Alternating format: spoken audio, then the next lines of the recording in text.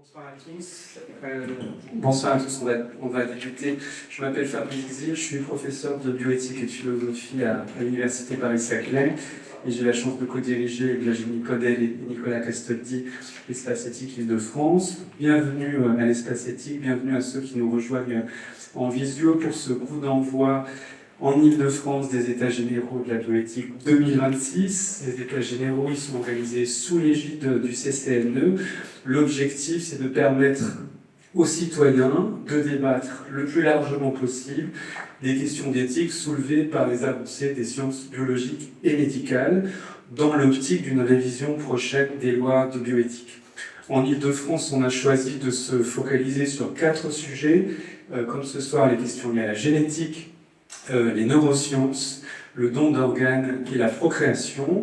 Et on va organiser 2 types de rencontres. D'abord des ateliers, comme ce soir, tous les jeudis soirs, ici et en visio, et des rencontres avec des partenaires dans des mairies, dans des lieux de l'enseignement, du soin et de la recherche, qui seront des rencontres plus longues, sans doute sur des demi-journées.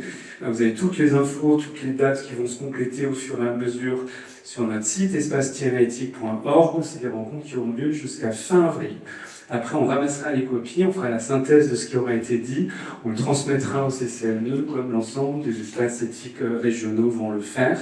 Et j'attire votre attention sur le fait que l'équipe a préparé, on y a tous accordé beaucoup de soin ces dernières semaines, des dossiers documentaires. Alors, ceux qui sont à l'espace éthique les ont en version papier, les autres, vous pouvez les avoir sur le site internet. Des dossiers documentaires qui rappellent le cadre légal actuel, les données de la science, des débats, et qui partent, on y était attentif, de situations vécues, de situations individuelles, pour montrer que peut-être on parle de science et de techniques très pointues, mais on parle avant tout de réalité humaine, et en l'occurrence ici de maladies génétiques et de tests génétiques. On va tester avec vous aujourd'hui un double format. Le premier, c'est celui de cet atelier qui va être composé, comme toutes les rencontres qu'on va faire, en 2 parties. Une première partie de sensibilisation avec des apports du champ de la médecine, du droit, des sciences humaines, de la bioéthique et des associations de la démocratie en santé, des usagers. Et en deuxième partie, un débat qu'on veut le plus interactif possible, ouvert à tous, avec, on vous proposera, on teste aussi un dispositif ce soir, d'interagir de manière un peu ludique sur ces différents sujets, pour essayer d'approfondir les positions et les arguments des uns et des autres. C'est vraiment des débats qui ne sollicitent aucun prérequis. On prend 45-50 minutes avec les spécialistes qui ont accepté d'être là, pour nous former tous à ce dont on parle. Et d'ici 45 minutes, on en entame un débat. Donc sentez-vous vraiment pleinement légitime à prendre la parole, à vous exprimer. Ça nécessite vraiment aucune connaissance préalable. La deuxième chose qu'on teste, un format mixte. On n'a pas l'habitude de le faire. Un format mixte avec à la fois des personnes présentes dans la salle et des personnes présentes à distance. Pour celles et ceux qui nous suivent à distance, on sera heureux de recueillir vos interventions, d'une part dans le chat, d'autre part vous pourrez à la fin de la rencontre laisser sur le site de l'espace éthique des contributions écrites qu'on prendra en compte. On ne prendra pas de prise de parole orale à distance, donc n'hésitez pas, et dans le chat et à laisser des contributions. Voilà. Je passe tout de suite la parole à Paul Louvel-Dubuc, qui est philosophe, responsable de la recherche à l'Espace Éthique Île-de-France, pour cette rencontre intitulée « Que faire des données génétiques incidentes ?» Et je remercie les 4 personnes qui ont accepté de nous accompagner et de suivre les 4 avec nous pour cette première rencontre et nous donner tous les éléments dont on a besoin pour débattre de ces questions. Bonne soirée à tous. Merci.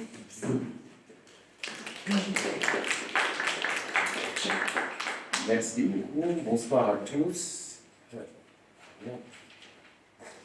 Voilà. Alors, je vais essayer dans un premier temps, de façon très brève, d'essayer de définir le sujet du jour. Donc, que faire des données incidentes?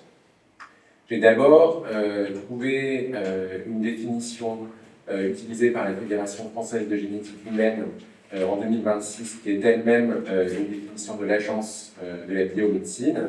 Donc je l'ai mis et je simplifierai dans un deuxième temps. Les données incidentes sont définies comme des variations génétiques découvertes fortuitement lors d'une analyse prescrite pour une autre indication, conférant un risque de développer une seconde maladie génétique. Donc, le point essentiel, c'est qu'il y a donc un examen génétique pour une indication particulière, et à l'occasion de cet examen génétique, on trouve par hasard, fortuitement, de manière incidente, des informations relatives à des variations pathogènes. Et la grande question est de savoir que faire de ces données incidentes. Donc je vous propose un exemple fictif. Donc d'abord, les données incidentes sont trouvées sans être cherchées, ça c'est le point le plus important. Et l'exemple fictif que je vous propose, c'est le cas de Noémie, 20 ans, qui consulte pour la première fois en génétique parce que plusieurs membres de sa famille ont des problèmes cardiaques, et à l'occasion de cet examen, une variation pathogène de type BRCA1, BRCA2 est identifiée. Quelques mots ensuite sur ce que dit la loi. Donc aujourd'hui, avec le cadre légal français, il appartient aux équipes médicales de décider de révéler ou non ces données incidentes. Dans la loi bioéthique de 2021, on parle des données incidentes et est admise la possibilité que l'examen révèle incidemment des caractéristiques génétiques sans relation avec son indication initiale ou avec son objectif initial. L'argument est précisé dans la suite. La connaissance de ces informations permettrait à la personne ou aux membres de sa famille de bénéficier de mesures de prévention, y compris de conseils en génétique ou de soins. Donc, c'est la première chose. Donc cette possibilité est admise, reconnue.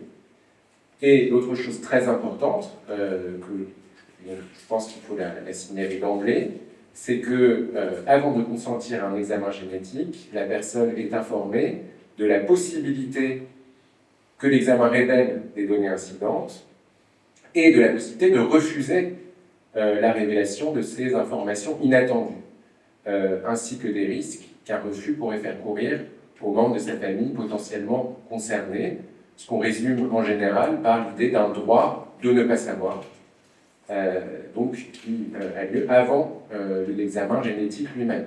L'examen génétique comporte la possibilité que des données incidentes soient trouvées, mais vous pouvez, au moment, avant même l'examen génétique, refuser la révélation ultérieure de ces données. Et donc la grande question qui va nous occuper ce soir est de savoir si ce cadre légal est satisfaisant, s'il doit évoluer et comment, si oui, il le devrait. Et nous avons donc, pour en discuter, 4 intervenantes, comme Fabrice l'a indiqué, de profils très variés. Donc, Élise Courcot, qui est responsable démocratie en santé au collecteur analyse de données. Anne-Laure Morin, qui est directrice juridique adjointe à l'Institut Pasteur. Pascale Saugier-Weber, qui est généticienne à Rouen, CHU de Rouen, et Éléonore Viora-Goupon, qui est généticienne au CHU de Dijon et qui interviendra à distance. Donc, ce que je vais faire, c'est que je vais poser quelques questions à tour de rôle à chacune des intervenantes. Je vais commencer par me tourner vers Pascale Saugier-Weber pour vous poser une première question qui est celle de savoir pourquoi on parle de plus en plus de ces données incidentes et pourquoi, j'en déduis qu'il y en a donc de plus en plus, et pourquoi il y en a de plus en plus. Première question. Cher Cyprien, cher contemporain, c'est comme ça qu'on vous parle pour ce débat qu'on va mener ensemble. Je vais peut-être commencer par dire que vous allez beaucoup m'entendre dire « je ne sais pas », où nous ne savons pas, vous pouvez penser que je suis nulle, ça c'est pas grave. En tout cas, notre spécialité, elle est très récente. Nous ne connaissons pas la fonction de tous nos gènes. Quand on dit qu'on fait une analyse du génome, on n'explore pas tout le génome, on explore les portions collantes de nos gènes qu'on appelle les exons, ce qui correspond à 2% de notre génome. Et quand on trouve des variations, souvent, on ne sait pas quelle signification biologique elles ont, et on les classe variations de signification inconnue. Donc l'exercice de notre profession nous engage à une forme de modestie. Et cette modestie, on est obligé de faire un grand écart avec la puissance de nos outils. Nos outils sont incroyablement puissants pour détecter des variations. Donc là, je commence par vous faire ce commentaire parce qu'il me semble que c'est un point crucial de la discussion. Alors, je reviens à votre question qui est pourquoi on a de plus en plus de données incidentes ? Eh bien, autrefois, mais autrefois c'est il y a 10 ans, hein, il n'y a pas si longtemps que ça, pour faire un diagnostic de maladie génétique, le médecin avait une hypothèse diagnostique, on analysait le gène correspondant et on séquençait séquentiellement les petites portions de ce gène qu'on appelle les exons pour trouver la variation à l'origine de cette maladie. Voilà. Et maintenant, comme les outils ont énormément évolué, nous disposons de nouvelles méthodes de séquençage qui s'appellent les séquençages de nouvelle génération ou séquençage massif en parallèle, où on peut séquencer à la fois toutes ces petites portions d'un gène, voire tous ces exons d'une série de gènes, par exemple tous les gènes de prédisposition au cancer, voire tous les exons de tous nos gènes, c'est ce qu'on appelle le séquençage de l'exome, voire tout notre patrimoine génétique, le séquençage du génome, les 3 milliards de paires de bases. Et ça, c'est pas de la fiction, c'est ce qu'on fait pour le diagnostic, pour nos patients, depuis le plan France Médecine Génomique 2020. Donc, les premières méthodes de séquençage haut débit ont été utilisées pour des listes de gènes, voire pour le séquençage de l'exome. Et puis maintenant, c'est vraiment notre quotidien de séquencer tout le génome. Alors, ça nous permet de faire plein de diagnostics. Alors, je reste encore une fois modeste. Quand on dit plein de diagnostics, d'une manière générale, on trouve la cause de la maladie génétique chez 30% des patients. C'est pas non plus 100%. Hein.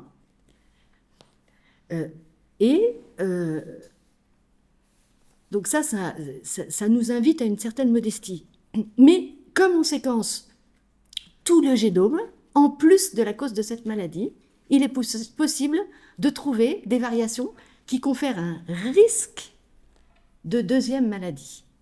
Hein, c'est ce que vous disiez, le patient a une première maladie et c'est pour cette maladie qu'on fait l'analyse génétique et au décours de l'analyse génétique, de façon fortuite, on tombe sur une variation qui confère un risque de deuxième maladie. Le patient n'a pas de signe de cette maladie, il a un risque de deuxième maladie. Donc, si on trouve des risques, vous avez cité le risque de prédisposition au cancer du sein et de l'ovaire, on peut effectivement trouver régulièrement des risques de développer des formes de cancer héréditaire. On peut également trouver des risques de maladies cardiaques, de risques de mort subite, mais aussi des risques d'hypercholestérolémie, des risques de maladies rénales, des risques de surdité. Je ne peux pas vous décrire la totalité des risques. C'est d'ailleurs le problème qui va se passer en consultation. C'est que je ne peux pas vous dire sur quoi on va tomber, puisqu'on ne sait pas encore sur quoi on va tomber. Hein? Donc, vous voyez que là, par les données incidentes, nous ouvrons l'ère de la médecine personnalisée, prédictive et préventive. Alors, préventive, d'accord, la responsabilité de tout médecin, c'est de faire de la prévention. On est dans le cadre médical. On n'est pas hyper bon en France pour faire de la prévention, mais c'est notre responsabilité. La médecine prédictive, c'est là que va se concentrer le débat. Je ne vais pas en dire plus pour cette première question, mais c'est là qu'il y aura les tensions éthiques pour le patient, mais, et ne le négligeons pas, pour le professionnel également. Alors, du coup, vous pouvez en dire plus peut-être sur ces tensions éthiques, sur ces grandes Oui. questions éthiques Ces grandes tensions éthiques, en fait, qu'on a identifiées dans le groupe de travail où nous avons réfléchi pendant 18 mois à ces données incidentes dans le cadre d'un groupe de travail de la Fédération française de génétique humaine. Et donc, ces questions étaient surtout de 2 ordres pour le patient et une 3e question qui est d'ordre sociétal. Donc, les 2 premières questions que se pose le patient, c'est d'une part l'autonomie du patient au moment de la signature du consentement. Quelle autonomie il a pour choisir de savoir ou de ne pas savoir la donnée incidente. La 2e famille de questions qu'on verra après, c'est quel type de données incidentes on révèle ou on ne révèle pas. Donc, pour ce qui est de l'autonomie, l'information, en fait, elle est tellement complexe qu'on peut se poser la question de l'autonomie du patient pour choisir ce qu'il veut savoir et ce qu'il ne veut pas savoir.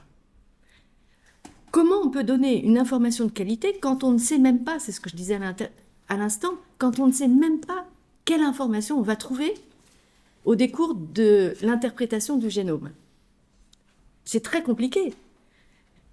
Est-ce qu'il faut, dans le temps contraint de la consultation qui, je le rappelle, porte sur le diagnostic d'une autre maladie, est-ce qu'il faut faire un temps entier sur les données incidentes avec une information extrêmement lourde, au risque de noyer le patient sous la masse de ces informations? Ou est-ce qu'il faut choisir de donner moins d'informations, mais quelle est l'information juste pour que le patient puisse quand même discerner et choisir ce qu'il veut pour lui-même? Quelle est cette information juste? Et dans ce cas-là, on assume une certaine forme d'asymétrie du savoir en veillant à la liberté du patient. Dans le contexte de la complexité de cette information, peut-être qu'il existe une tendance pour le patient de faire confiance et de suivre ce que va dire le médecin. Donc là, il y a une influence du discours médical. Et d'ailleurs, ma collègue Éléonore Burat-Dupont a observé dans ses travaux une différence entre les centres d'adhésion, d'accès, de volonté de savoir ou de ne pas savoir ces données incidentes, qui était certainement due au discours médical. Donc on peut se demander quelque part quel est qui choisit? Est-ce que c'est vraiment le patient ou c'est un petit peu le médecin lui-même? On re-questionne l'autonomie. Et puis, si le patient est un enfant et que cet enfant, s'il doit avoir une maladie génétique, une analyse génétique, c'est qu'il est malade, donc ses parents sont déjà inquiets, quelle va être la réaction de ses parents vis-à-vis de la proposition d'accéder aux données incidentes, puisqu'ils pressentent que ça a quelque chose à voir avec la santé et qu'ils veulent protéger leur enfant quelque part. Donc, quelle est leur autonomie réelle dans ce choix de savoir ou de ne pas savoir? Un 3e point très important, c'est de bien percevoir que le choix d'accéder ou de ne pas accéder à ces données incidentes dépasse très largement la dimension médicale. En fait, elle interroge toute la psychologie de l'individu, la manière dont il va construire sa vie après, et elle va remettre en question aussi les liens familiaux, réinterroger toute la solidité de ces liens. Et donc, en aval, toutes les personnes qui ont des liens familiaux forts, une insertion professionnelle où ils sont très entourés, des engagements associatifs, vont pas être armés de la même manière pour recevoir ces données incidentes, par rapport à une personne qui est plus socialement isolée.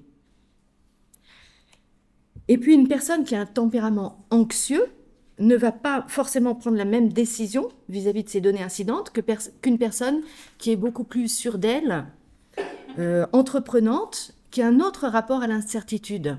Et loin de moi de porter un jugement sur ce type de profil, je trouve que la société porte déjà beaucoup trop de jugement sur ces personnes.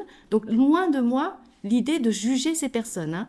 Mais votre banquier, avant que vous fassiez un choix de placement, vous questionne bien sur votre rapport à l'incertitude pour vous aider à choisir le type de placement. Et nous, avec notre blouse blanche, en consultation, on ne se permet pas de questionner les gens sur leur rapport à l'incertitude. Et pourtant, ça les questionne énormément. Et puis, il y a les accidents de la vie qui peuvent faire qu'à un moment donné, on ne se sent pas armé à recevoir ces données incidentes. Ça peut être un deuil, une séparation. C'est vraiment pas le moment de rajouter une couche d'anxiété à une situation suffisamment tendue. Et pour finir, il y a les valeurs de l'individu, toute sa réflexion, son rapport à la vie, sa réflexion sur la société. Il y a des patients rares, mais qui peuvent nous dire aussi qu'ils refusent des normes génétiques. Hein, ça fait partie des éléments de la décision. Donc finalement, informer le patient sur les données incidentes, ce n'est pas tant délivrer une somme de connaissances que de construire un espace de discernement pour que le patient puisse s'approprier une information complexe à la lumière de ses valeurs, de son histoire et de ses responsabilités familiales. La deuxième question, c'est quelles informations on va délivrer? Est-ce qu'on va délivrer uniquement un risque de maladie pour lesquels il existe une prévention ou un traitement, ou bien est-ce qu'on va délivrer un risque pour n'importe quelle maladie, même les maladies non traitables? Alors là, ça a été un petit peu compliqué dans le groupe parce que les associations de patients estimaient que c'était aussi utile d'avoir connaissance de risques de maladies non traitables parce que ça pouvait avoir une influence sur des choix de vie personnels, des décisions tout à fait personnelles pour planifier sa vie, pour prendre des décisions par rapport à sa carrière professionnelle, des choix familiaux, se marier, avoir des enfants, mais sans qu'il y ait de bénéfice médical. Et ils incluaient ce type d'argumentaire dans la liberté d'accès à ces données incidentes. Alors que les médecins, de façon plus majoritaire, mais pas unanime, hein, mais plus majoritaire, rétorquaient qu'en l'absence de traitement, il y avait un risque de malfaisance. À quoi ça sert de connaître un risque? Et je voudrais insister sur un point, c'est qu'au jour d'aujourd'hui, quand on identifie une donnée incidente, mettons là vous citiez un variant des gènes BRCA1, BRCA2 qui confère une prédisposition génétique. Ce variant, il est hérité des parents, des grands-parents. C'est une famille où il n'y a jamais eu d'antécédent de cancer du sein. On n'a aucune idée du risque pour ces gens de développer un cancer. En tout cas, on sait que ce n'est pas le même risque que dans les familles où il y a déjà eu des cancers. Et il n'y a aucune étude qui prouve le bénéfice de répondre à ces familles, de prendre en charge ces familles. Il n'y a pas d'étude qui démontre le bénéfice médico-économique, ni médical, ni médico-économique. En revanche, ce qu'ont décrit les études, c'est le concept de liminalité que vous connaissez bien, où le patient est dans un entre-deux, il est plus tout à fait sain, mais il n'est pas du tout malade. Donc, il est dans cet entre-deux avec des conséquences psychologiques sévères qui l'empêchent de se projeter dans l'avenir. Donc, ce concept de liminalité, eh bien oui, quand on annonce à un enfant qu'il est porteur d'un variant de BRCA1 10 ans, 20 ans, 30 ans avant qu'il y ait une mesure d'accompagnement, oui, c'est une épée de Damoclès et oui, il y aura des conséquences psychologiques. Alors, en ce qui concerne les débats sociétaux, je pense que ça, c'est vraiment un élément extrêmement important du débat. Aujourd'hui, une partie de la population souhaite connaître toutes les informations génétiques que contient son ADN, dans l'espoir que le génome pourrait nous dire qui nous sommes et ce que nous allons devenir. Mais cette idée, elle est scientifiquement fausse. Et dès 1995, le CCNE, dans un de ses avis, alertait sur le fait qu'une connaissance complète du génome ne permettait pas de prédire le destin d'une personne. En fait, nous, généticiens, on a certainement eu tort d'utiliser l'expression de l'ADN qui est le grand livre de la vie, qui, entre les lignes, signifie qu'on sait lire ce livre, alors que je viens de vous dire qu'on ne connaissait pas la fonction de tous les gènes, on ne sait pas interpréter, on n'analyse que 2% de notre génome. Et donc, notre contemporain pense qu'on va être capable de lire dans notre génome. En tout cas, l'expression de nos gènes, elle n'est pas du tout prédéfinie par nos gènes. Nos gènes vont interagir avec l'environnement, et la plus grande démonstration, c'est que si on prend des jumeaux, des vrais jumeaux qui ont donc le même patrimoine génétique, quand ils sont petits, ils ont la même expression de leurs gènes, mais plus tard, ils ont une expression différente de leurs gènes. Ce qui montre bien qu'on est libre par rapport à nos gènes, que la manière dont on va manger, faire du sport, ne pas fumer, bien se nourrir, tout ça, ça module l'expression de notre génome. On est libre par rapport à notre génome. De plus, cette conception de la prédestination génétique, elle est éthiquement dangereuse parce qu'elle risque de réduire la personne à son profil biologique en oubliant son histoire, son environnement et sa liberté. Donc, plus on glisse vers une médecine prédictive fondée sur un risque génétique, plus on expose les patients et notre société à ce risque de confusion entre prédestination et prédisposition. Prédisposition, prédestination, c'est pas la même chose.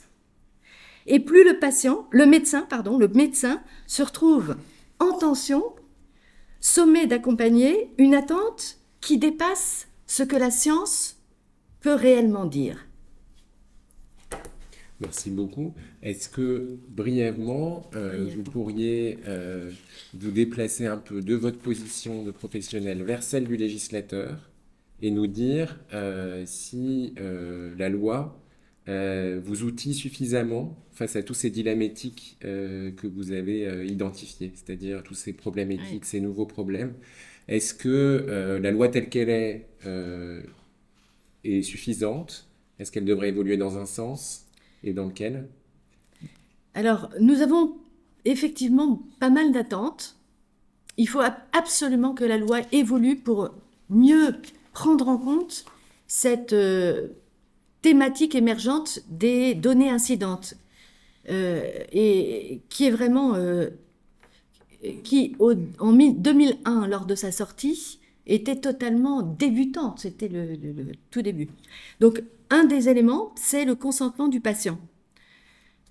En fait, ce qu'on aimerait, c'est que le consentement permette une formulation plus équilibrée et qui respecte plus l'autonomie du patient en montrant que les deux choix, je souhaite connaître et je souhaite ne pas connaître, sont légitimes. Pour l'instant, dans les différents consentements qui existent en France, il existe des formulations variées. Je souhaite connaître, je ne souhaite pas connaître, ou je souhaite connaître, oui, non. Et vous voyez bien que de façon implicite, on ne met pas les deux propositions au même niveau. Donc ça, c'est une première chose, c'est la formulation qui ouvre un espace de liberté pour le patient pour se positionner dans ses choix. Ensuite, nous plaidons pour un consentement dynamique et révocable qui permet au patient de changer d'avis dans le temps sans avoir à se justifier et qui permet aussi de donner le temps de la réflexion.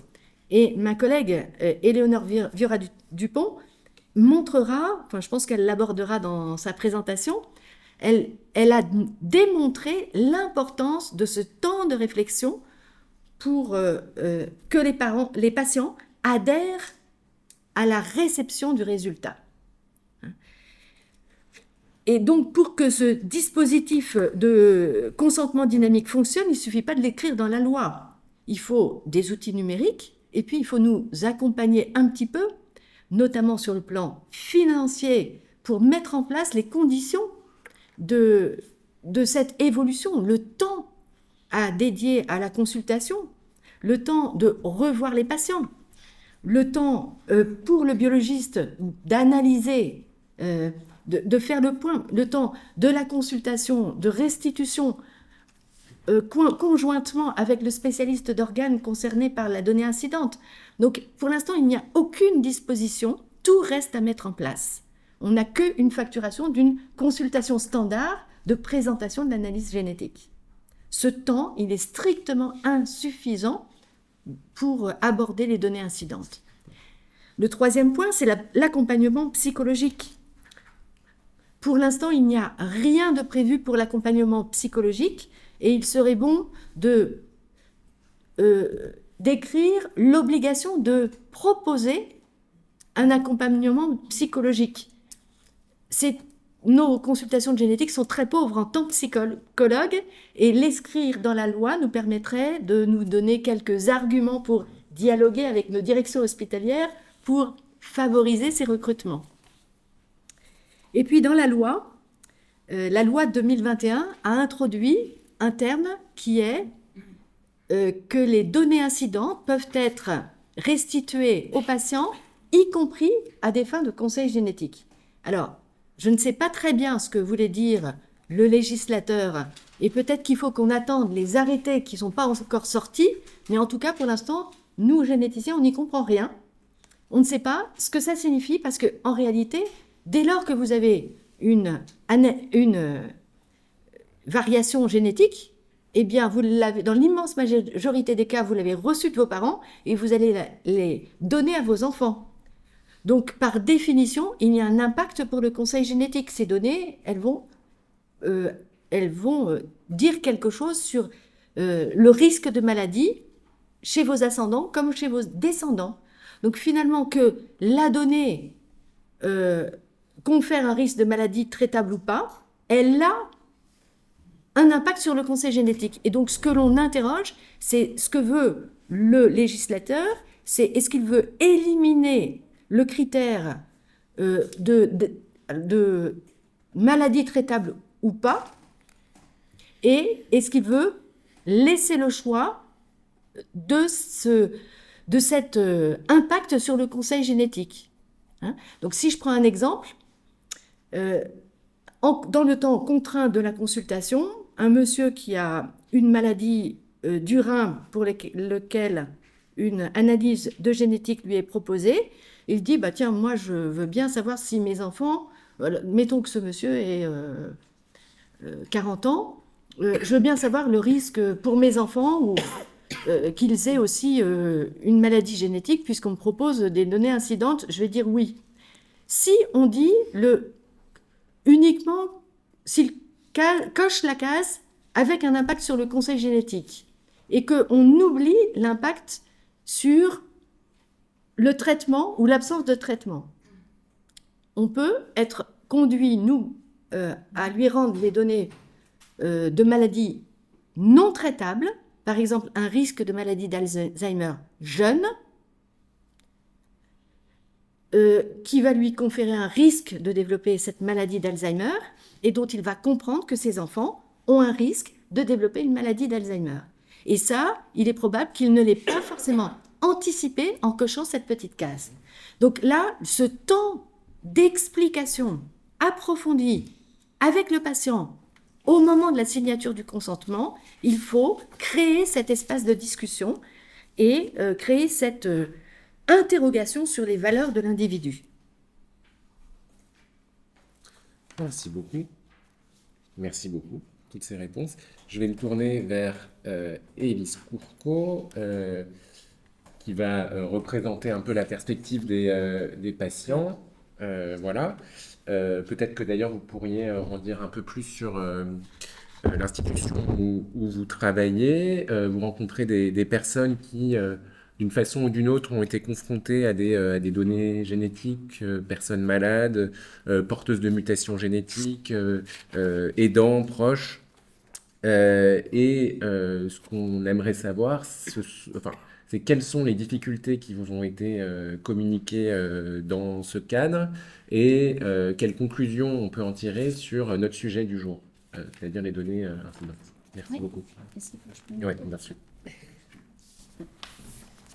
Bonsoir à tous. Donc, je vais en effet vous donner un peu de contexte pour pas non plus laisser de mauvaises interprétations sur les propos que je vais rapporter. Donc, je suis responsable démocratie en santé au collecteur-analyseur de données. Belle phrase. Collecteur-analyseur de données, déjà, c'est une structure qui est née du plan France Médecine Génomique et qui a pour objectif, pour mission, de centraliser les données de génomique issues du soin et potentiellement de la recherche et de les remettre à disposition de cliniciens et de chercheurs sous certaines conditions.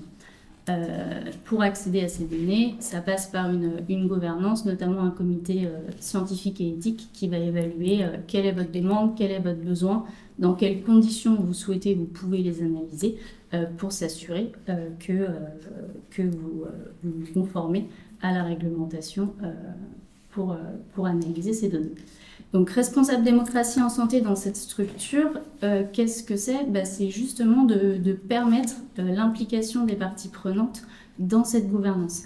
Parties prenantes, on va bien évidemment travailler avec les professionnels de santé de la recherche, mais aussi des représentants de patients, des aidants, des personnes issues de la société, qui vont entre autres prendre part au comité scientifique et éthique, donc à la gouvernance de l'accès aux données, qui vont participer donc aux séances de ce comité d'éthique où à chaque séance, des demandes d'accès aux données sont évaluées, discutées et statuées pour permettre ou non l'accès à ces données. Donc on a ces personnes-là qui sont aussi représentées sur de tels comités et puis par la suite la gouvernance de notre institution, donc comité stratégique et autres. Et on va avoir des temps d'échange et des temps de travail pour notamment préparer une séance comme aujourd'hui et élaborer une discussion, des éléments que je vous rapporte ici et qui sont donc des propos issus de discussions avec des aidants, des patients, des personnes issues de la société, donc qui n'ont pas le statut en soi de patients mais qui sont usagers du système de santé, des personnes représentant des usagers, d'associations de maladies rares notamment. Et donc voilà, donc on a tenu une discussion vraiment spécifique à ce sujet des données incidentes et c'est les propos que je vais vous rapporter ce soir. Donc je ne tiens pas un discours de l'exhaustivité et de la représentativité de tout patient, toute personne issue de la société, mais comme il y a une partie débat ce soir, je pense que ça peut amener des éléments et peut-être vous-même, patient, juste citoyen, de voir comment vous vous projetez aussi face à ces appréhensions, ces difficultés qui sont rapportées. Donc voilà pour le contexte. Quelles sont les appréhensions et les expériences, puisqu'on a des patients, on a des personnes aidantes qui ont été confrontées à ces consultations, ces propositions de prescription de séquençage et résultats. Déjà, c'est l'hétérogénéité de ce qu'il y a derrière données incidentes. C'est-à-dire que données incidentes, pour reprendre un peu les termes, c'est des probabilités. Déjà, il faut que je comprenne les probas pour comprendre ce qu'on va me rapporter à travers peut-être des données incidentes. Les mots, le choix des mots.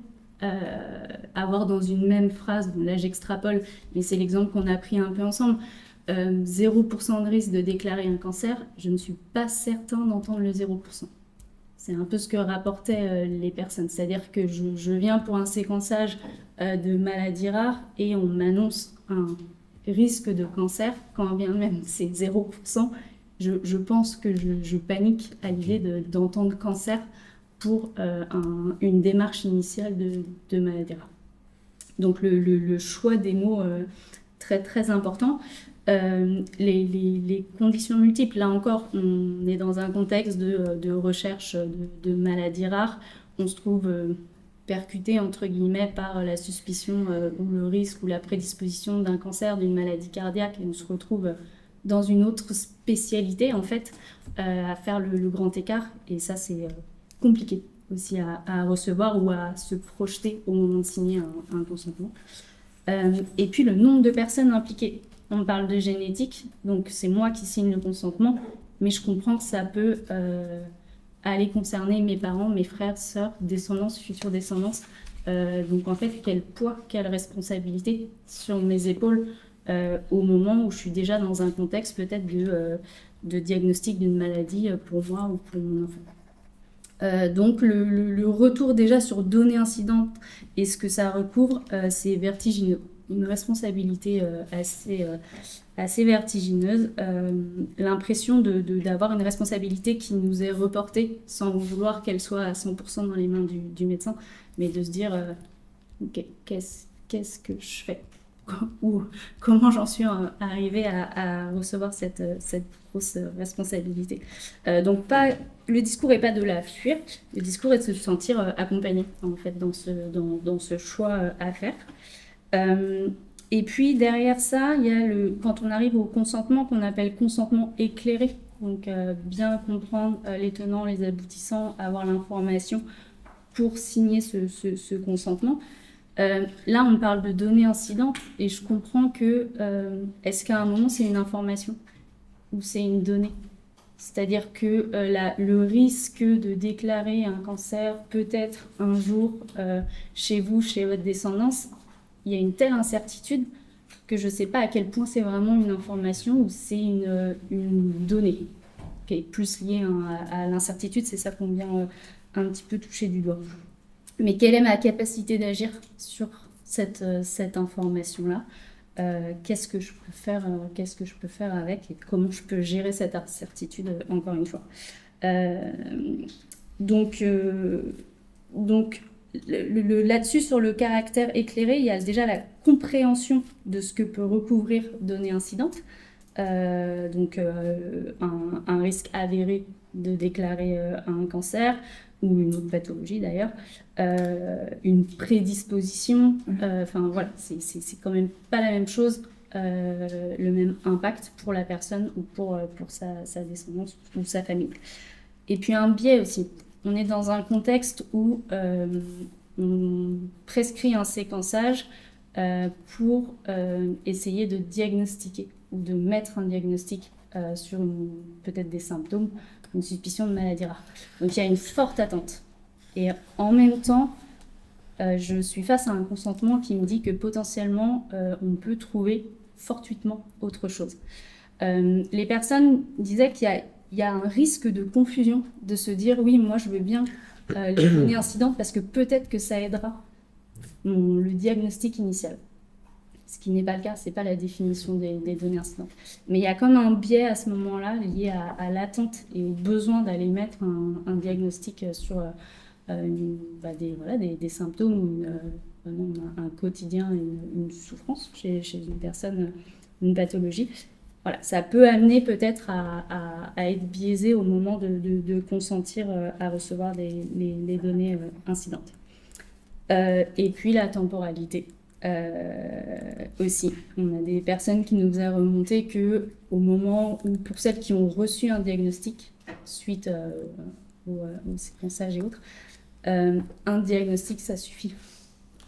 Quelle difficulté! Donc là, c'est une personne qui ne s'était pas retrouvée dans cette situation-là. Elle avait reçu un diagnostic principal, mais pas de données incidentes. Mais elle disait jamais j'aurais... Enfin, c'était son impression en disant mais ça a été déjà une telle déflagration que comment j'aurais pu recevoir un deuxième diagnostic ou risque de... J'étais pas en capacité à ce moment-là de recevoir autre chose en plus. Donc il y avait cette temporalité, ce contexte particulier cette personne en particulier. Et puis je crois que c'est l'autre question. Merci beaucoup, c'est très clair. Même question que pour Pascal Saugier-Weber. Est-ce que très brièvement, vous pourriez nous dire les points d'évolution que vous envisageriez pour la loi à partir de ces Ouais. discussions? Et je pense que ça recoupe un peu quand même les premiers éléments qui étaient de l'accompagnement humain. On est sur un contexte au final très incertain, une incertitude qui peut potentiellement évoluer dans le temps, mais qui ne peut pas se gérer qu'avec du numérique ou des résultats de séquençage et qui nécessite un accompagnement humain. Donc que ce soit conseillé en génétique et autres, voilà, de pouvoir avoir cet échange et ces échanges. Le deuxième élément, c'est vraiment pour pouvoir respecter la singularité de la personne, de son contexte. C'est pas un temps d'échange, c'est plusieurs temps. Donc qui vont nécessiter sûrement un accompagnement humain, mais aussi des espaces-temps à différents moments pour que la personne puisse consentir de manière dynamique. Donc cette incertitude, comment face à une incertitude, on peut demander à une personne à un seul moment de consentir, c'est assez compliqué. Donc le consentement dynamique, là aussi, il vient un petit peu souligner son importance de permettre aux personnes d'évoluer avec cette incertitude-là. Un accompagnement humain, donc si possible un soutien à la recherche en sciences humaines et sociales aussi, pour améliorer l'accompagnement des personnes concernées dans ces contextes. Et voilà, je pense que j'ai fait. Merci beaucoup. Je vais maintenant me tourner vers Éléonore Viora-Dupont, qui est en ligne, qui est généticienne, qui a également mené, et c'est pour cette raison qu'on l'a sollicité, des enquêtes, des entretiens qualitatifs et une enquête aussi quantitative auprès de personnes qui s'étaient prêtées à un examen génétique. Est-ce que vous pouvez allumer votre micro? Oui. Voilà, très bien. Ouais, très bien. Dans un chapitre du livre, les vulnérabilités liées à la génomique que les personnes présentes peuvent voir sur le côté, vous parlez de vulnérabilité informationnelle, et j'avais trouvé cette expression frappante. D'abord, est-ce que vous pourriez nous dire en quelques mots ce que, avec Françoise Robert, donc, qui avait également écrit ce chapitre, qui est psychologue, vous entendiez par là? Alors, par le terme de vulnérabilité informationnelle, en fait, ce qu'on entendait, c'est ce que Pascal a déjà défini tout à l'heure, c'est cette somme d'informations, en fait, qu'on doit transmettre aux patients lors des consultations de génétique. Faut savoir que dans une consultation génétique, c'est une consultation qui est assez longue, qui dure entre 45 minutes et 1 heure. On doit évoquer la maladie du patient, l'examiner, et aussi reprendre tous les antécédents familiaux. Et à l'issue de tout ça, de discuter avec le patient, lui expliquer si on peut faire ou pas des analyses génétiques, s'il y a une indication de test. Et dans le cas d'indication de test, il faut ensuite qu'on lui explique le consentement, et l'explication du consentement peut être aussi assez lourde si on veut s'assurer que le patient ait bien compris la finalité de l'examen. Il faut expliquer le type de résultat auquel on s'attend, le type de résultat qu'on lui rend, la réutilisation possible des données et des échantillons dans le cadre du soin et de la recherche. Il faut aussi l'informer sur la nécessité d'information à la parentèle. Si on trouve une variation génétique chez lui, il faudra qu'il informe sa famille s'il y a des conséquences pour le reste de sa famille. Et enfin, il faut l'informer du coup de la possibilité de données additionnelles. Et donc, avec ce qu'on évoque depuis le début, avec le cadre de la loi actuelle, termes de données, enfin, les types de données incidentes qu'on est susceptible de rendre est quand même très large, donc c'est pas forcément facile d'informer correctement le patient. C'est difficile d'être exhaustif dans l'état, et donc c'est compliqué pour nous, on l'a déjà évoqué, hein, d'assurer un consentement libre et éclairé de notre patient dans l'état actuel. Donc c'est ce que Pascal évoquait, hein, les possibilités qu'on pourrait avoir de consentement pour le patient, et de tout le travail que nous on fait au sein du groupe éthique où on a été, de comment on améliore cette information au patient pour justement éviter qu'il y ait cette chape d'information trop importante. L'information soit la plus claire, donc on cherche à développer des outils pour faciliter le consentement, des flyers d'information, des vidéos explicatives, pour que l'information puisse passer par d'autres canaux et s'adapter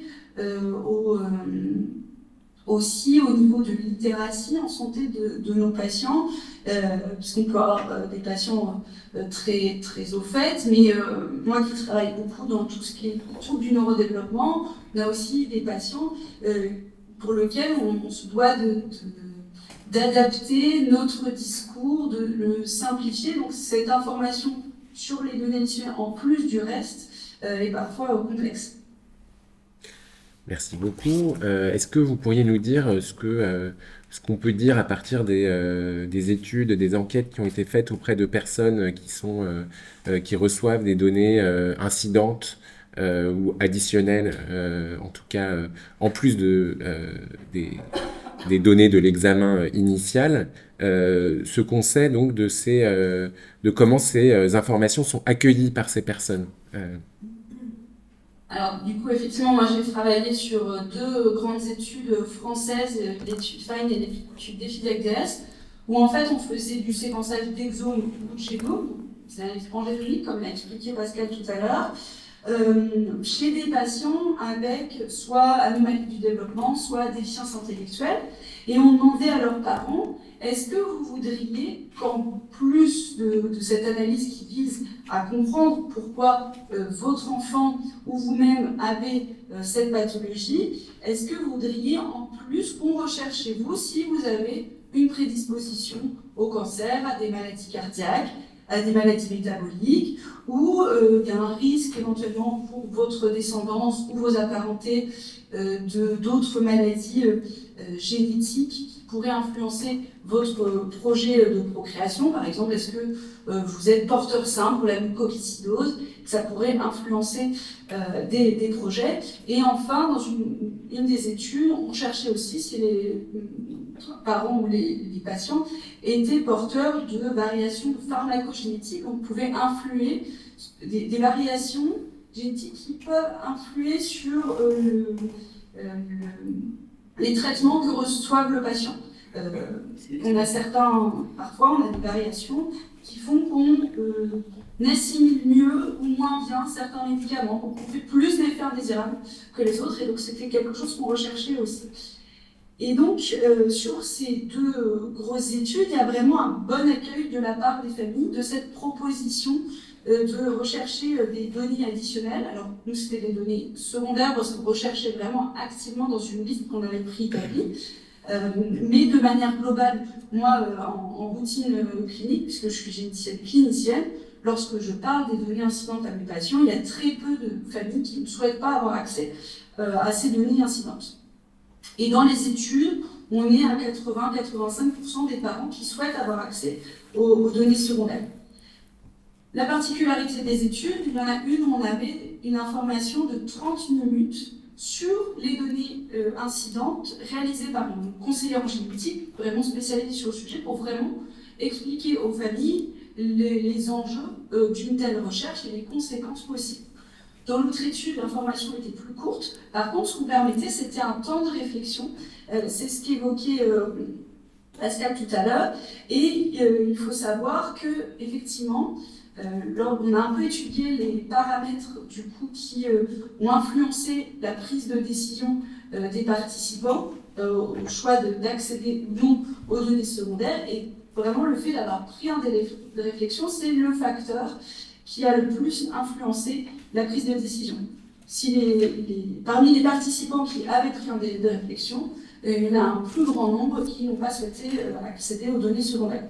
On voit bien là l'importance de laisser le temps aux personnes de prendre ce délai, ce qui en pratique semble idéal, ce qui dans la théorie semble idéal, en pratique est plus difficile à mettre en place, on pourra revenir dessus ensuite. Chose aussi importante, c'est sur le côté rendu des résultats. Je me permets de faire un point avec, je vois qu'il commence à avoir des commentaires dans le chat sur à quel moment vous devrez proposer et rendre les données additionnelles. Nous, dans les études qu'on a menées, dans la première, le rendu était fait en 2 temps, mais dans le sein d'une même journée, donc avec une consultation prévue pour le rendu de la donnée primaire et une autre consultation pour le rendu de la donnée secondaire, mais dans une même journée, avec des professionnels différents. Et cette proposition a été jugée pratique et tolérable pour la grande majorité des participants, pas forcément une volonté de comprendre la donnée secondaire à distance. Et dans l'autre étude qu'on a menée, on posait aussi cette question, et il y a 35% des participants qui ont voulu avoir ces consultations séparées, à 2 temps différents. Et enfin, on s'est aussi intéressé aux motivations des participants, pourquoi ils voulaient avoir accès ou non aux données secondaires. Et ce qui ressort le plus, c'est le côté actionnabilité, mettre en place des actions de prévention des traitements possibles pour pallier au surrisque de cancer ou de maladie cardiaque. Et ce qui est intéressant aussi, c'est qu'il y a beaucoup de participants qui ont voulu avoir accès à ces données pour pouvoir informer leur famille. En fait, vraiment, il y a ce côté, ils ont même pris l'enjeu de la donnée génétique, que ça pouvait avoir un impact sur le reste de leur famille, et c'est important pour eux. Et enfin, Élise évoquait tout à l'heure le côté confusion données primaires, données secondaires, que certains demandaient à avoir accès aux données incidentes pour avoir plus de chances d'avoir une donnée primaire. On le retrouve aussi dans les études, particulièrement la première qu'on a menée il y a déjà une dizaine d'années, et sur la deuxième qu'on a faite plus récemment, on trouve beaucoup moins cette confusion, peut-être parce que voilà, les personnes sont plus informées, on a mieux expliqué, je ne sais pas, en tout cas voilà, ça ressort.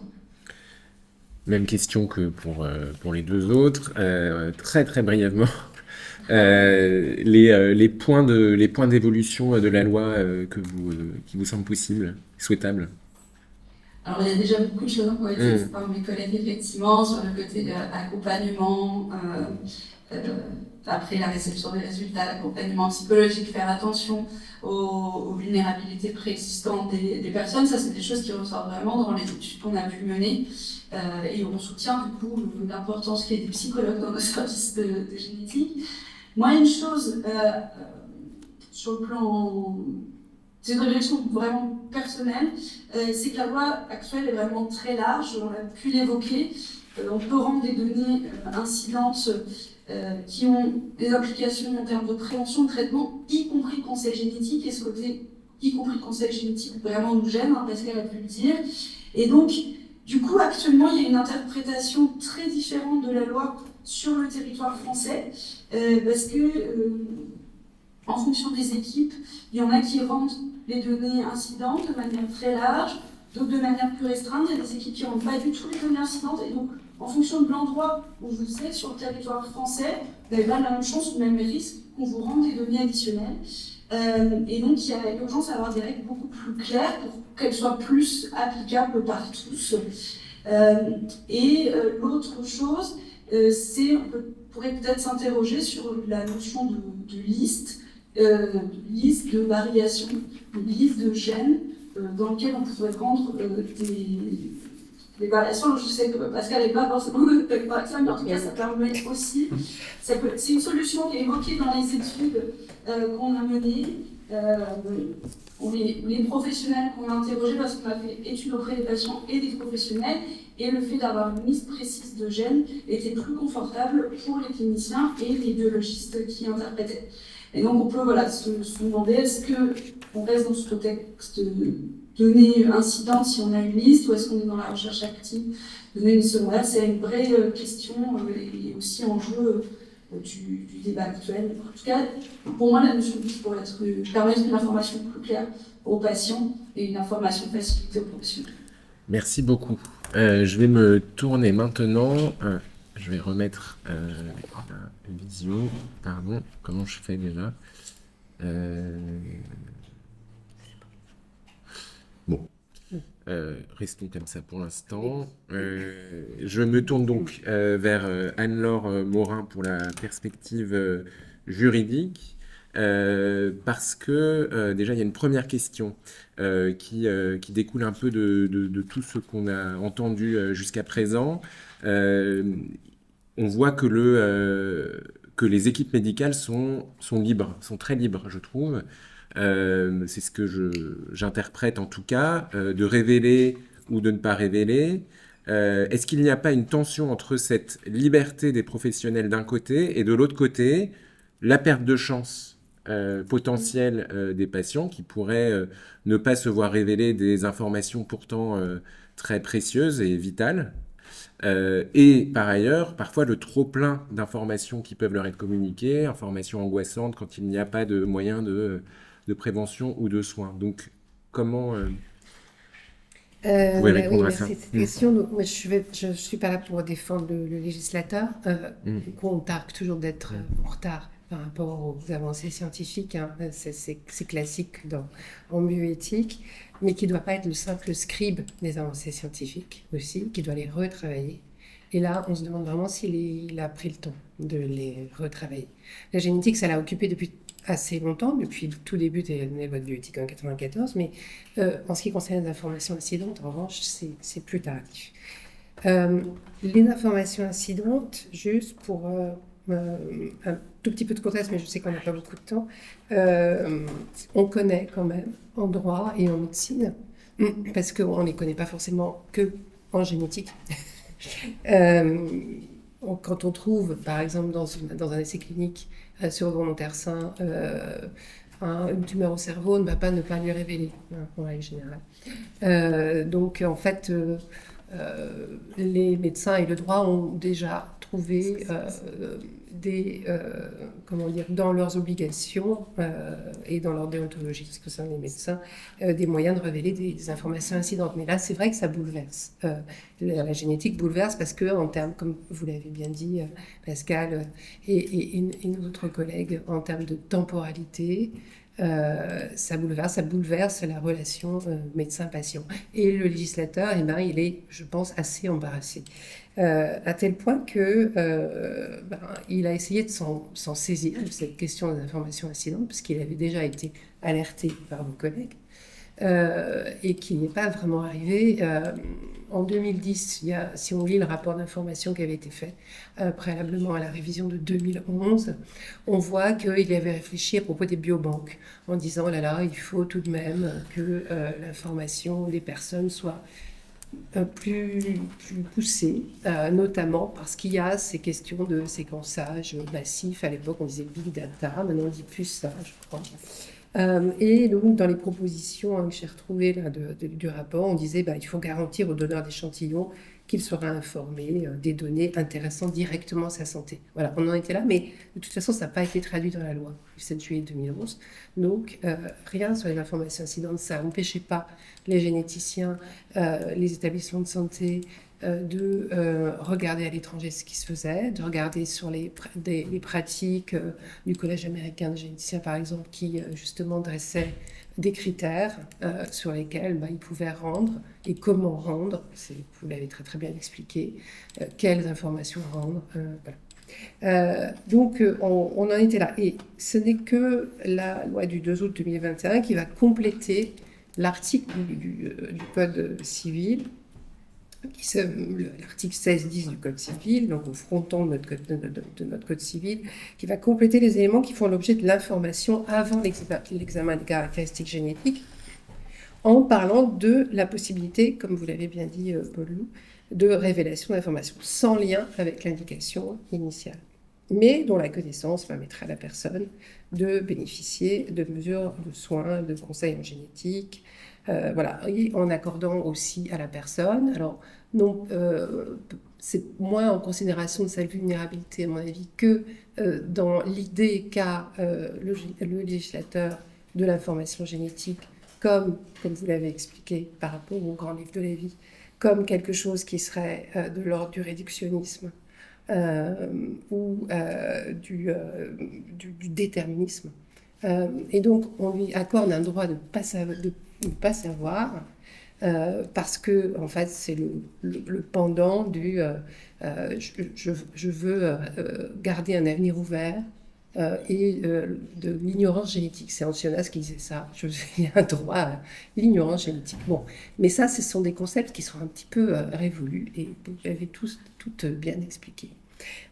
Donc là, on se trouve avec un texte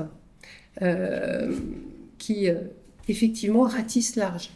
C'est-à-dire que moi, je pense que ce que vous avez toutes dit sur le fait que le législateur ouvre cette possibilité de révélation des informations incidentes parce qu'il y a une possibilité de conseil génétique, c'est parce qu'il ne sait pas quoi faire d'autre.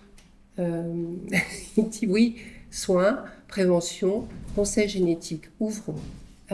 Et puis on verra ensuite. Et ensuite, il renvoie aux textes réglementaires que vous connaissez bien et qui, là, vont permettre de décliner l'information, le consentement, les conditions de prescription, comment est-ce que vous allez révéler tout ça, voilà.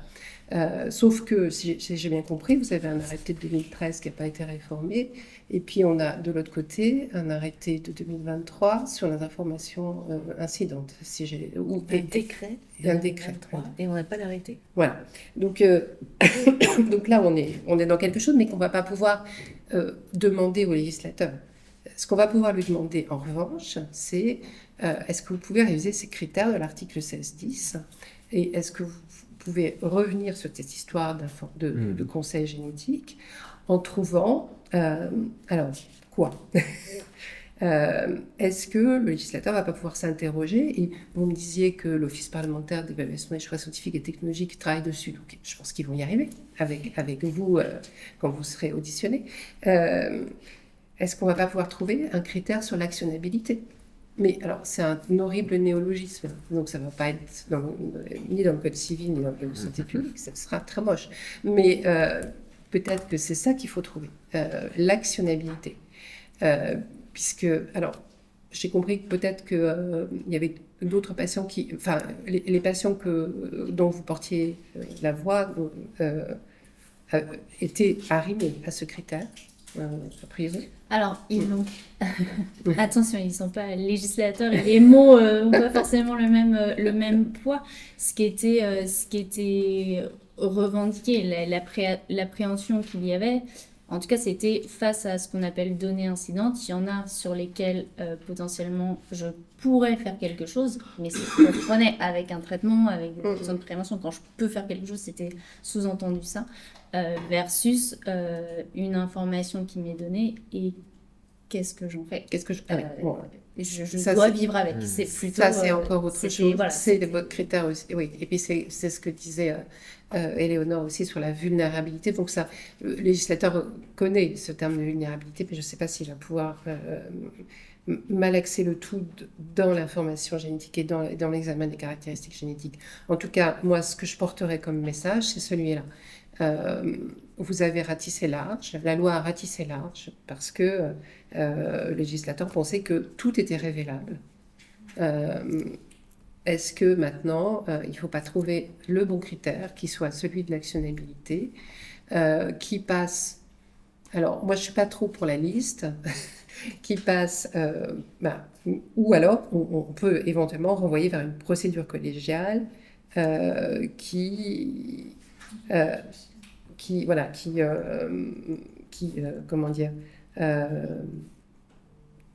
périodiquement revoit les critères. C'est-à-dire que la loi peut renvoyer vers le réglementaire la loi dit il y aura une procédure collégiale pour déterminer selon quels critères les informations incidentes seront rendues, et cette procédure collégiale sera déterminée par décret.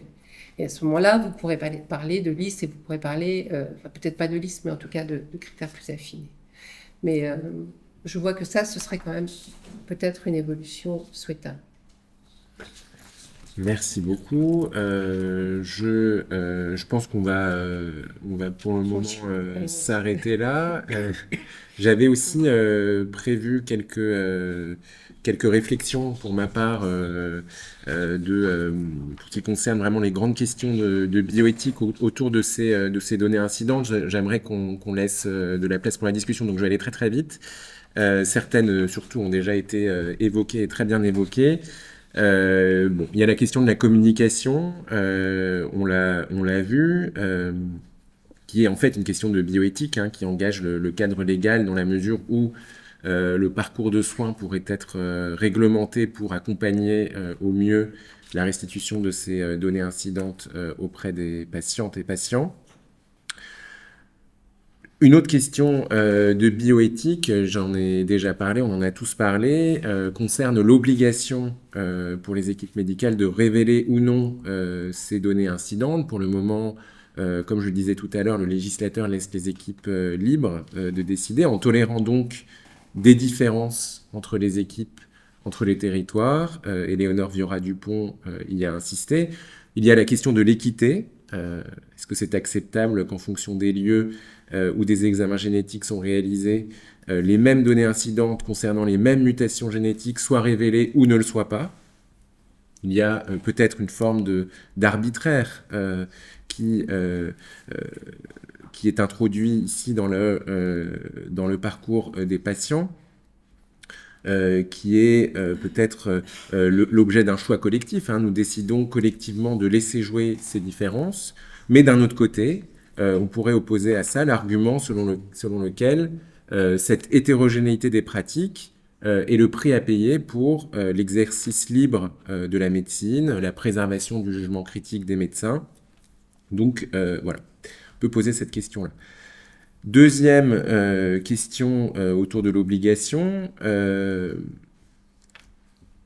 cadre légal actuel semble privilégier peut-être la bienfaisance, le principe de bienfaisance, ou du moins l'idée que l'équipe médicale s'en fait sur le principe du respect de l'autonomie des patients, puisqu'il semble consacrer la légitimité des médecins à juger en fonction du contexte clinique, de l'intérêt des patients à connaître ces informations, peut-être en préjugeant de l'usage qu'ils en feront et de l'effet que ces informations auront sur eux.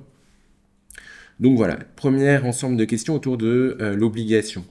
Je vais vers une troisième question, pardon. Quelques réflexions un peu plus théoriques sur le sens des différents mots qu'on a utilisés jusqu'à maintenant. On parle de données incidentes. Étymologiquement, ce qui est incident, c'est ce qui vous tombe dessus. Comme un pot de fleurs vous tombe dessus, par exemple, quand vous passez dans la rue. Est-ce que les données incidentes vous tombent dessus? Pas vraiment. On cherche quand même dans le génome des gènes et nous savons que le génome peut renfermer des informations potentiellement préoccupantes. Est-ce que le mot fortuit, qui est aussi utilisé par le législateur, convient mieux? Peut-être si le fortuit désigne ce qui arrive sans qu'on l'ait recherché, mais beaucoup moins si le fortuit désigne ce qui est inattendu, parce que les découvertes incidentes ne sont pas véritablement inattendues. Peut-être d'ailleurs le seront-elles de moins en moins à mesure que les connaissances se développeront et que les variants de signification inconnus ne seront plus inconnus du tout. Donc, autre chose sur le droit de savoir et de ne pas savoir, un débat qui dépasse la question des données incidentes. On a vu que la possibilité de refuser la restitution de données incidentes était inscrite dans la loi. Et souvent, on parle d'un droit de ne pas savoir.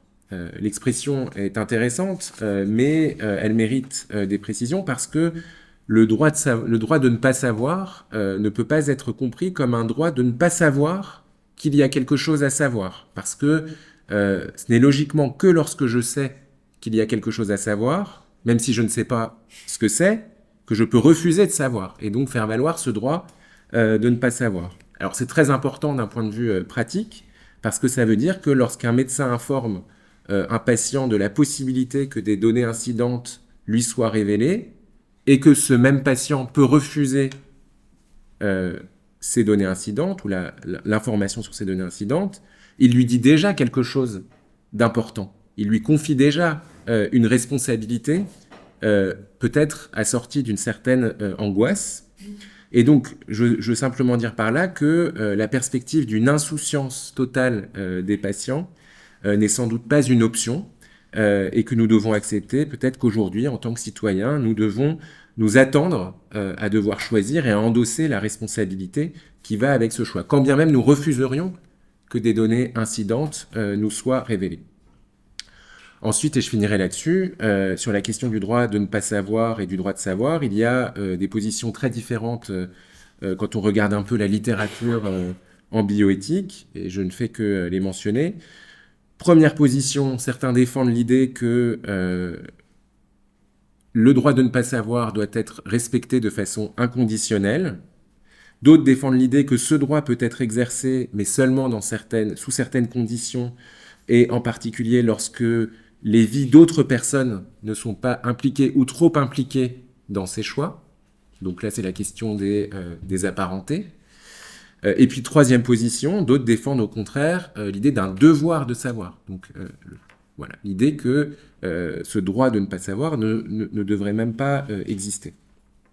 Donc les positions sont très ouvertes sur cette question du droit de savoir et de ne pas savoir. Voilà, on a fini notre tour de table. Je vous propose qu'on prenne quelques questions, si possible des questions de compréhension. Vous aurez ensuite la parole pour exprimer des arguments et participer à ce questionnement. Mais peut-être avez-vous des questions déjà sur ce qui vous a été dit par nous cinq. Moi j'ai une question. Bonsoir. Moi, j'ai une question pour bien comprendre. En fait, aujourd'hui, techniquement, quand on fait une recherche sur un génome dans le cadre d'une maladie, en fait, on scanne tout. Et ça, en fait, ce qu'on comprend, c'est qu'on n'est pas capable de... S'il y a des données incidentes, ça veut dire qu'on va chercher ailleurs. Enfin, ça veut dire que quelque part, on fait une analyse dans la mesure du possible de tous les éléments du génome, c'est ça? Comment expliquer? Quand je fais l'interprétation d'un génome,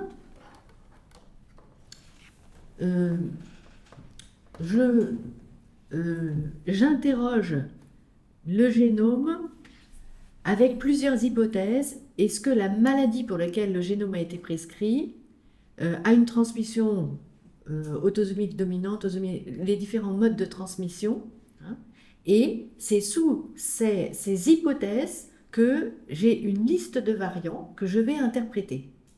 Et donc, il est possible que la donnée incidente n'apparaisse pas dans ces filtres.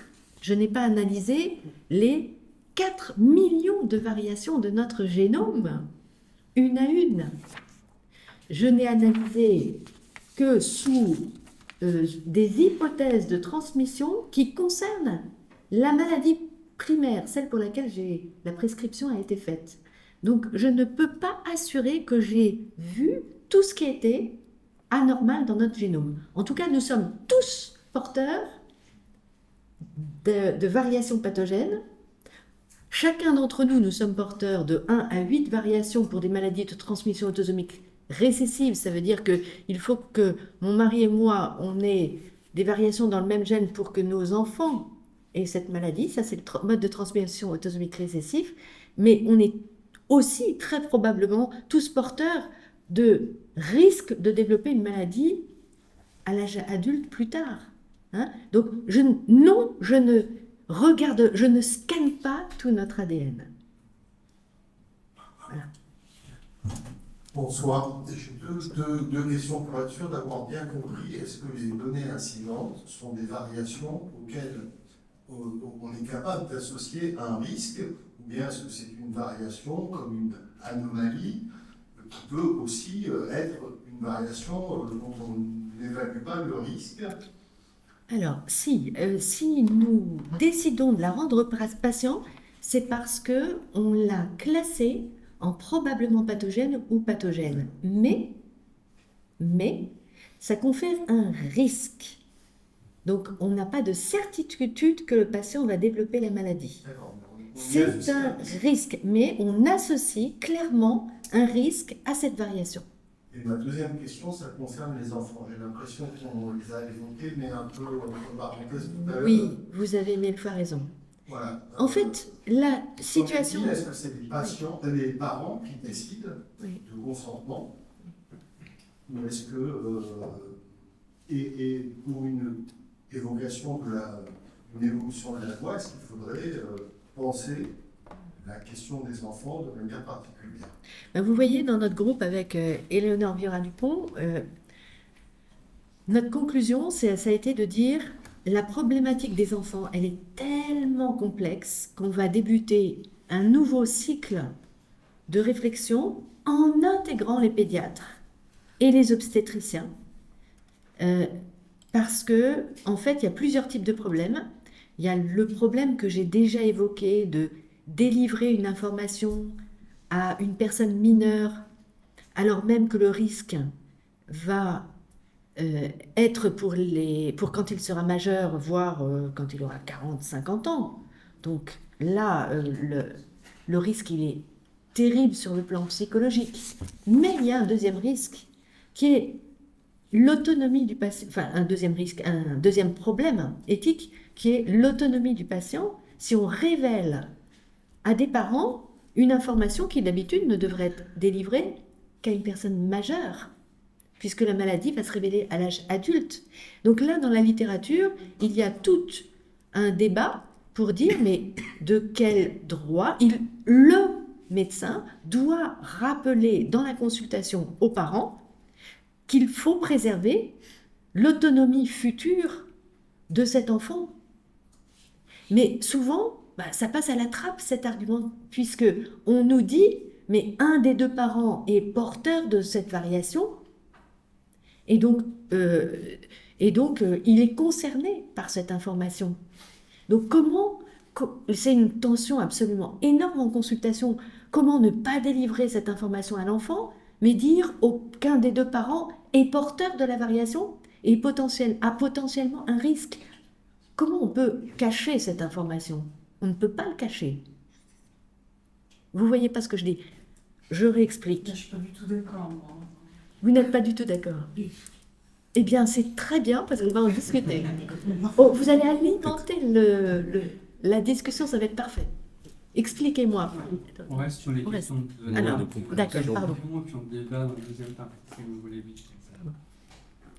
Il y avait une question là-bas de compréhension, puis on va prendre... ouais.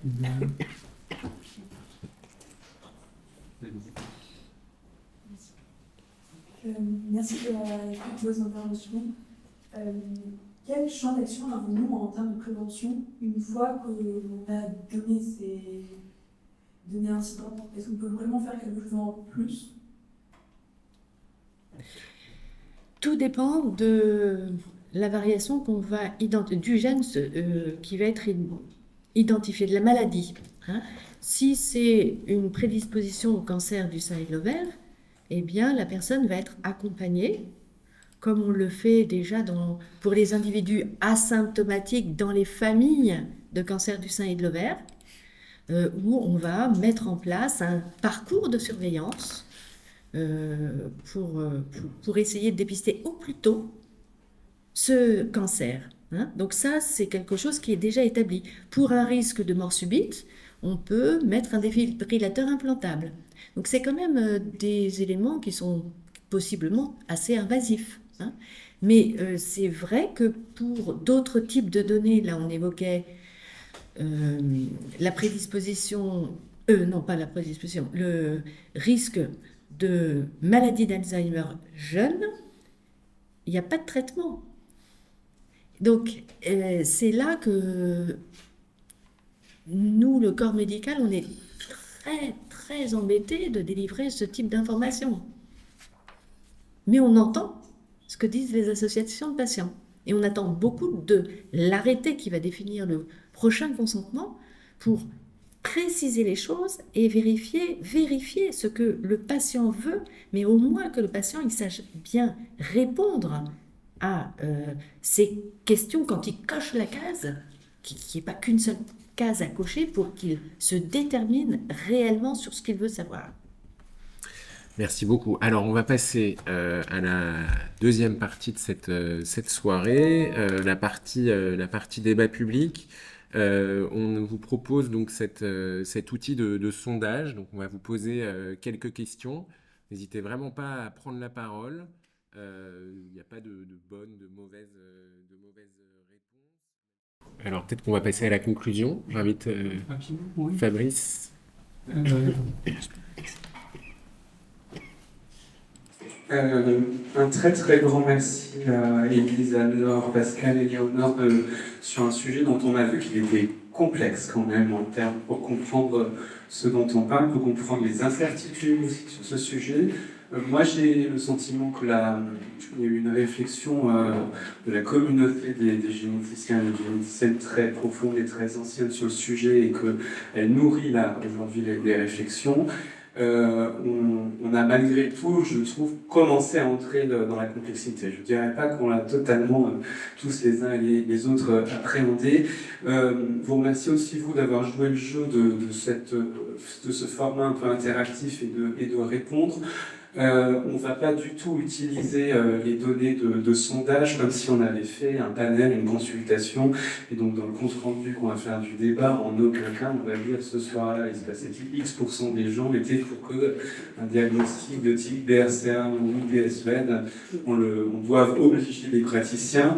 L'échantillon constitué par vous dans la salle aujourd'hui et à distance était pas du tout représentatif de la population française. Ce qui nous intéressait, c'était quand même un sentiment sur des positions possibles et puis surtout sur les arguments qui pouvaient les sous-tendre. C'est pour ça qu'on a essayé de vous questionner sur les arguments possibles. Alors on a vu que l'actionnabilité, est-ce que la maladie est éventuellement traitable, est-ce qu'il peut y avoir une prévention, un traitement, est un des éléments qui joue, mais que c'est pas le seul. Et là, quand on est passé de prédisposition au cancer à prédisposition à Alzheimer, on a vu que ça ne se renversait pas de manière aussi forte qu'on l'aurait peut-être attendu.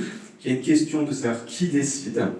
Est-ce que, comme on le fait actuellement en France, c'est les équipes, les médecins qui décident en fonction d'un savoir clinique et de ce qu'ils perçoivent du patient en demandant des informations, ou est-ce que ce sont les patients qui devraient décider, ou est-ce qu'on envisage quelque chose comme une codécision? Comme ça implique aussi d'autres personnes que les patients eux-mêmes, peut-être qu'il faudrait même impliquer une descendance, parce que quand on donne ce consentement, on donne ce consentement une information, vous l'avez dit, qui va aussi concerner notre descendance. Et puis, moi j'ai entendu, alors la temporalité, la dynamique du consentement, vous l'avez rappelé à plusieurs reprises, pour revenir dessus, l'information tombe à un moment donné où on est déjà en train d'affronter un nouveau risque de maladie, qui a peut-être un moment, donc là c'est peut-être pas le moment opportun, et comment on fait pour maximiser ce discernement, comment on crée un espace de discernement renforcé. Est-ce qu'on propose aux patients de décider, est-ce que vous voulez qu'on vous révèle les mutations qui indiquent une prédisposition à une maladie qui serait actionnable, traitable, l'objet d'une prévention d'un traitement, ou toutes. Est-ce que vous voulez qu'on vous prévienne d'une prédisposition à une maladie qui survient tôt ou tard dans la vie? Est-ce qu'on les fait cocher une liste de pathologies auxquelles ils souhaiteraient connaître une susceptibilité, compte tenu... Voilà. Et là, on a plusieurs ouvertures. Je pense que toutes les positions ont été un peu évoquées à un moment ou à un autre. Donc voilà, nous, dans le compte-rendu qu'on va faire, on va essayer de rendre compte de cette diversité-là, de ne pas aller seulement sur les opinions, mais sur les arguments. Et on vous invite à aller sur le site, donc espaceethique.org. Vous pouvez faire des contributions écrites. Je suis sûr que vous soyez dans la salle ou à distance, vous avez peut-être d'autres choses à nous dire. Tout ce qui est dans le chat, on va le retrouver.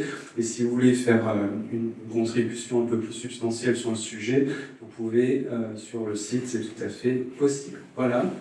Il est 20h30, on est fini pile à l'heure. On vous donne rendez-vous, puisque on part pour 4 mois, 3 mois de rencontres hebdomadaires, au moins. On vous invite à nous rejoindre le 19 février, jeudi prochain, ici même, pour un débat qui portera cette fois sur le prélèvement et le don d'organes. À quelles conditions le prélèvement d'organes post-mortem est-il éthiquement acceptable? Bonne soirée, merci à tous. Merci.